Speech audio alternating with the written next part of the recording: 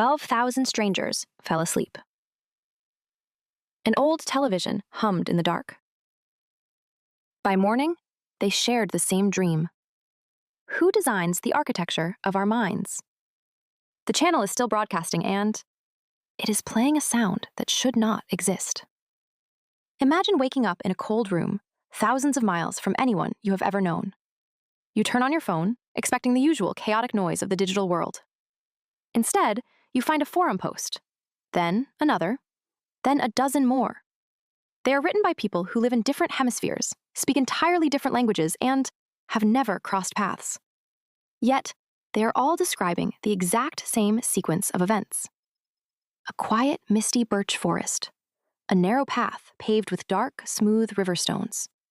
At the end of that path, a wooden bridge with exactly 6 steps.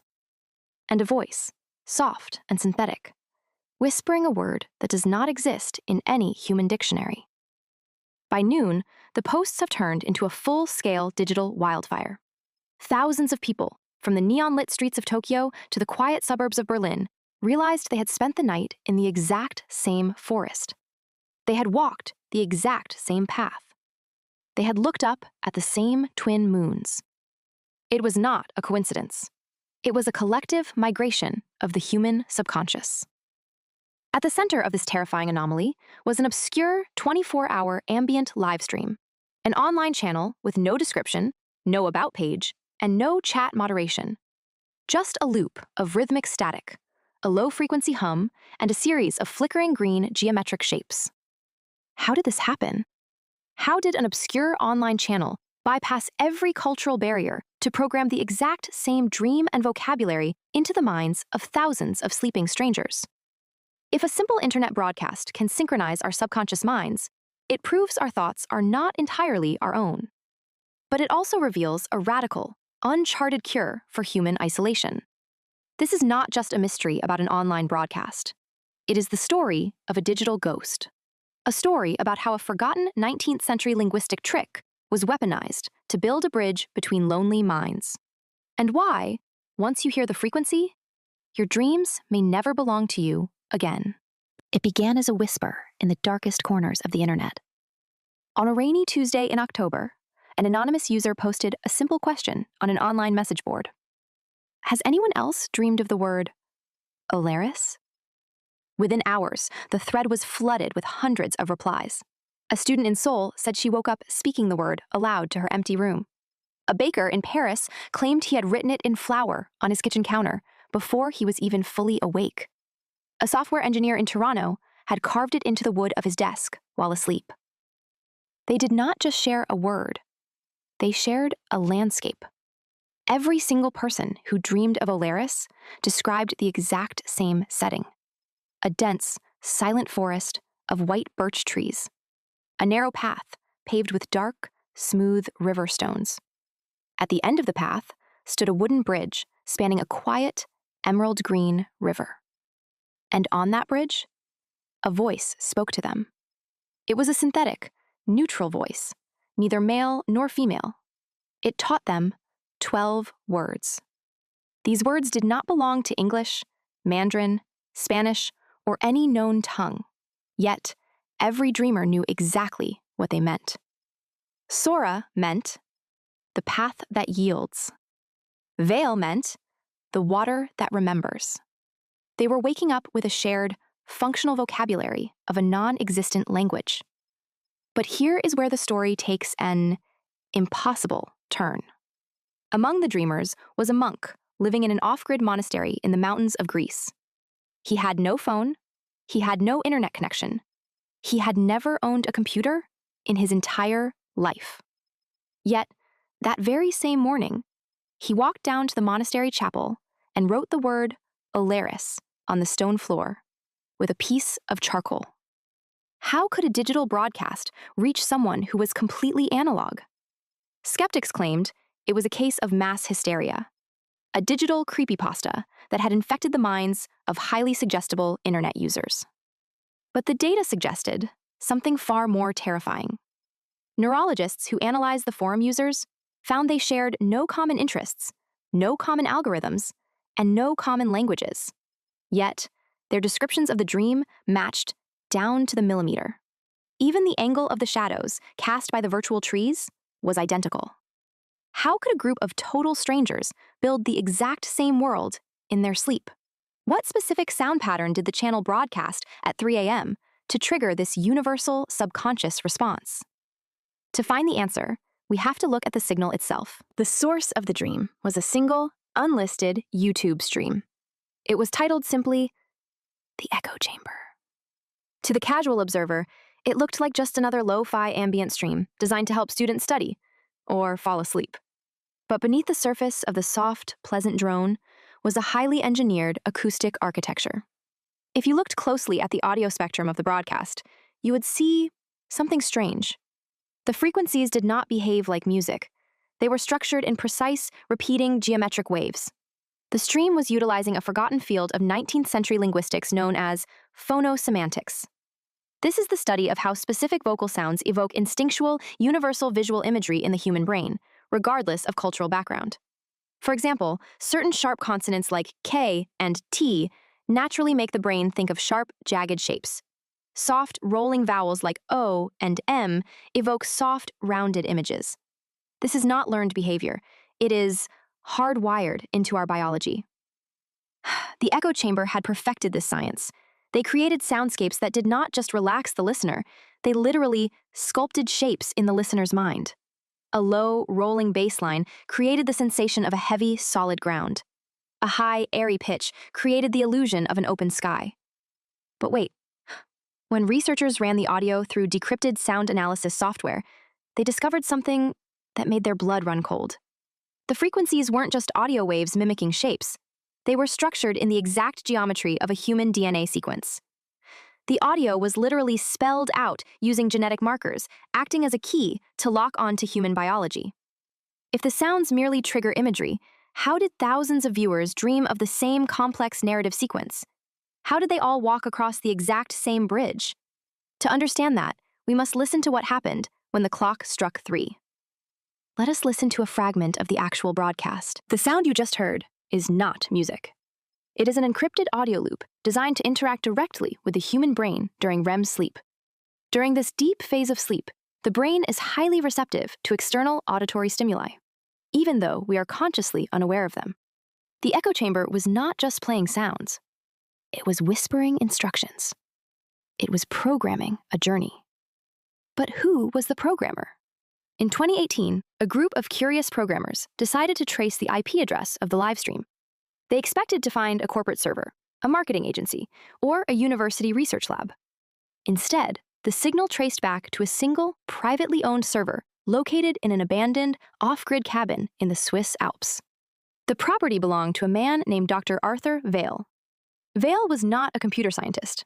He was a legendary, reclusive linguist who had spent decades working as a high-level translator for the United Nations. He spoke 9 languages fluently and could read 20 more.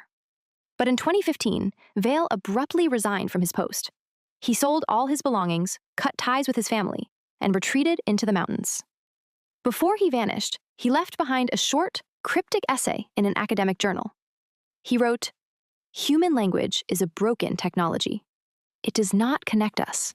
It separates us. To find true peace, we must return to the proto-language of human emotion. We must learn to speak before we wake." Vale believed that modern languages are just artificial walls. He wanted to find a way to bypass our conscious defense mechanisms entirely. He wanted to teach us to communicate through our shared biology. But here is the contradiction. In late 2019, the Swiss police raided the cabin and cut the power completely. They seized every server, every hard drive, and every wire in the building. Yet, the stream never went offline for a single millisecond. It was still streaming from an active IP address assigned to that very cabin, even though the building was completely empty, dark, and eventually leveled by an avalanche weeks later. If the physical servers are gone and the creator is dead, who is keeping the stream live? And why is the signal getting stronger? As the months went on, the dreamers did not fade away. They found each other. They formed a highly secretive digital society, calling themselves the Dreamers. They used their shared 12-word vocabulary to write messages to one another on public forums. To anyone else, these messages looked like nonsensical spam. But to the initiated, they were profound expressions of human emotion. One user wrote, "I spent 10 years in deep clinical depression. I felt completely invisible. But when I step onto the bridge at night and I see the others standing on the riverbank, I know I am not alone." For many, the stream became a literal cure for their waking loneliness. They began to prefer the dream world to reality. They organized sleep-ins, coordinate matching their bedtimes so they could enter the dream at the exact same moment. They claimed they could feel the physical warmth of other dreamers when they stood near them on the bridge. But this deep connection came with a steep, terrifying cost. By early 2020, members of the community began reporting strange, unsettling physical side effects. Two dreamers who had never met in real life and lived on different continents woke up on the exact same morning. Both of them had deep, identical scratches on their forearms. When they posted pictures online, the scratches lined up perfectly. They were in the exact shape of the bridge's 6 steps. A shared psychological space was leaving physical scars on their bodies. Soon, they started seeing fragments of the dream world while wide awake. They would be driving to work or sitting in a grocery store and suddenly see the distinct white bark of a birch tree in the corner of their eye. They would hear the rushing sound of the green river beneath the concrete of the city streets. Some began to lose the ability to speak their native languages entirely. Why did a small group of these dreamers suddenly begin experiencing waking hallucinations of the dream world? Was their brain chemistry being permanently altered by the signal? Or had they simply crossed a line from which there was no returning? To understand how a sound could physically rewrite the brain, we have to look at the neurology. In 2021, a sleep research clinic in Copenhagen conducted an unauthorized study on volunteers who listened to the echo chamber. They hooked the subjects up to electroencephalogram machines to monitor their brain activity. What they discovered shocked the scientific community. Normally, when a group of people sleep in the same room, their brain waves are completely desynchronized. Each brain is processing its own unique thoughts, memories, and anxieties. But when the subjects listened to the stream, their brain waves did something impossible. Within 20 minutes of falling asleep, their neural oscillations began to lock into the exact same frequency. Their brains entered a state of co-resonant REM. Their minds were literally pulsing in unison, like a single giant computer processor distributed across multiple bodies. It was not magic. It was a biological exploit. But during the study, the researchers decided to push the experiment to a dangerous extreme. They played the sound loop to a patient in the hospital's intensive care unit who was in a deep, irreversible coma. For 3 years, her brain activity had been a flat, silent line.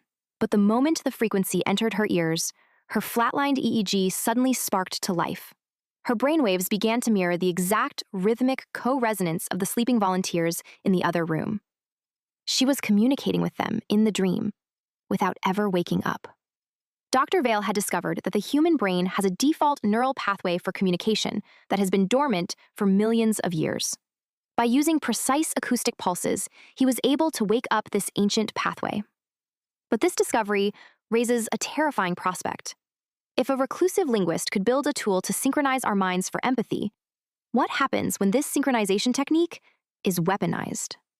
What happens when a corporation or a government buys this technology to plant thoughts, desires, and political ideologies into our heads while we are at our most vulnerable? If we can be taught to dream of a green river, we can be taught to dream of anything. Yesterday, at precisely 3:14 a.m., the stream went completely dark. For the first time in 6 years, the echo chamber stopped broadcasting. On the screen, the flickering green geometric shapes were replaced by a single line of text. It was a set of geographic coordinates. But these coordinates did not point to the Swiss Alps. They pointed to a remote, empty stretch of the Pacific Ocean, directly over the Mariana Trench. Skeptics assumed it was a system error, or a final, cruel joke left by a hacker. But when military satellite imagery of those exact coordinates was leaked online, it revealed something impossible. Deep beneath the black ocean waters, in a region where no sunlight can ever penetrate, thousands of bright emerald green lights were visible, flickering in the exact rhythmic frequency of the echo chamber. The community of dreamers is in chaos. Some believe the collective dream has found a physical home. Others believe it is a warning. But a small group of dreamers believes this is an invitation. They have already chartered boats and started traveling toward the coordinates, hoping to find the physical source of the dream. They want to see if the Green River actually exists. Dr. Vale did not create this stream to control us. He did not want to build a cult or a weapon or a business. He was just a lonely man who spent his life translating the arguments of nations, realizing that our words are not enough to save us. He wanted to build a digital monument to human connection, a place where we could lay down our languages, our borders, and our histories, and meet each other as we truly are. Just strangers, standing together on a bridge in the dark. Perhaps the greatest tragedy of the modern era is that we are more connected than ever, yet we have never felt more alone. We have built a world of infinite communication, but we have lost the ability to truly understand one another. We scream across digital voids, hoping some of our noise will stick. But maybe we are just looking for the wrong kind of connection. Maybe the cure for our isolation is not more words, more comments, or more streams. Maybe it is something quieter, something that can only be found when we turn off our screens, close our eyes, and let the noise of the waking world fade away. Beneath our differences, beneath our political divisions and our cultural barriers, our minds share a default setting. We are all wired to understand the same basic frequency. We are all waiting for the same sound to wake us up to one another. So if you fall asleep tonight and you find yourself walking down a path of smooth white stones, if you see a wooden bridge spanning a quiet green river, do not be afraid. Step onto the bridge and say hello to the strangers waiting for you on the other side.